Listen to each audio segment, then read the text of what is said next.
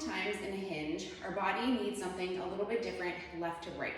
We have an inherent asymmetry where our pelvis is a little bit turned to the right. So oftentimes when we set up in that single leg hinge on the right side, we might be over rotating and we're already rotated in that direction. Also, we might notice the knee caves in when we're going into that single leg deadlift. So something to think about on the right side is we want to have that knee forward over the midfoot, but almost kind of allowing the knee to come out a little bit, kind of aiming towards that second and third toe. And I want to think about finding the outside edge of my heel. Even standing here in this position, I can feel the outside of my right glute. We're always trying to kind of connect with that outside, that right glute max. So thinking about finding and connecting with that right glute. I'm not rolling to the outside of my foot. I'm just sensing that foot pressure on the outer line of my right foot and watching that my knee doesn't cave in. So we're gonna aim towards that second and third toe. On that right side, we also don't need to kind of drop into it because most of the times we're already there. So if you are holding a weight, you hold it on that right side, thinking about weight over midfoot, connecting with that outer line of the right. And I'm gonna think about kind of coming down into my hinge, watching that this left rib cage doesn't flare, push through that mid-foot as I come up. What can even be helpful, watching that this shoulder doesn't roll forward, is I can even think about opening my pelvis to the left just a tiny bit, and then I'm gonna come down into my hinge and then come up. So push through that midfoot. Sometimes I have that tendency to grip through the toes, so we'll keep those relaxed. Knee stays forward over midfoot, heel stays heavy. Think about the knee pointing towards the second and third toe. And I'm gonna come down, find that outer edge of that right foot, and then watch that this rib cage stays back.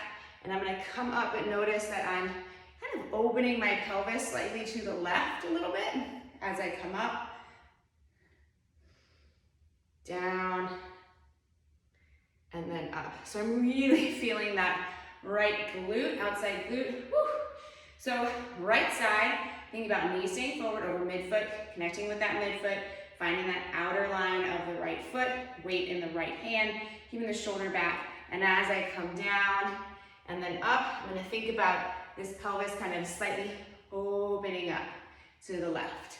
And we wanna make sure that we're not feeling this in the low back. So as we hinge down, finding that length in the backside, and then coming up, and then turning a little bit to the left. And then on the left side, it's a little bit different. We want to be able to get into our left side. So the weight's still going to be in my right hand. I'm going to think about finding weight over the midfoot and kind of connecting with the inside or medial part of the foot. So think about that foot pressure kind of on the inner part of your heel. And same thing though, but we're thinking about even kind of turning this right hip just a tiny bit.